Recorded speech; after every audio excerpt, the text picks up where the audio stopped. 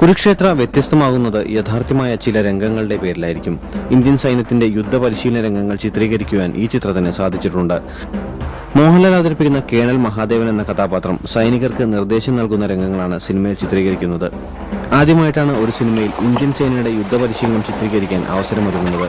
കാർഗിൽ മലനിരകളിൽ നടക്കുന്ന യുദ്ധ പരിശീലന ക്യാമ്പുകൾ വെച്ച് തന്നെയാണ് ഇവ ചിത്രീകരിച്ചിരിക്കുന്നത്. അതുപോലെ ഒറിജിനൽ ബോംബ് ബ്ലാസ്റ്റിംഗും ചിത്രീകരിച്ചിരിക്കുന്നു എന്നത് കുരുക്ഷേത്രയുടെ പ്രധാന ഹൈലൈറ്റാണ്. ടൈഗർ ഹിൽസിന്റെ ഉയരത്തിൽ നിന്നും യുദ്ധമേഖലയിൽ മാത്രം കേൾക്കുന്ന ഞെട്ടിപ്പിക്കുന്ന ശബ്ദവും ഈ ചിത്രത്തിൽ പ്രതീക്ഷിക്കാം. പരിമിതമായ താമസ സൗകര്യങ്ങളാണ് ഇവിടെയുള്ളത്, അതുപോലെ യാത്രാ സൗകര്യങ്ങളും.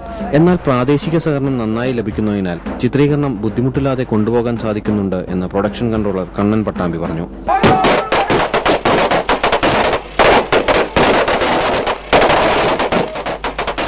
ഗിരീഷ് പുത്തഞ്ചേരിയും സാം എസ് കമാലും രചിച്ചിരിക്കുന്ന ഗാനങ്ങൾക്ക് നവാഗതനായ സിദ്ധാർത്ഥ് ബിപിൻ ഈണം പകരുന്നു.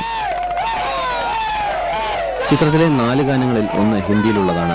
ഛായാഗ്രഹണം ലോകനാഥൻ, എഡിറ്റിംഗ് ജയശങ്കർ, മേക്കപ്പ് രഞ്ജിത്ത് അമ്പാടി.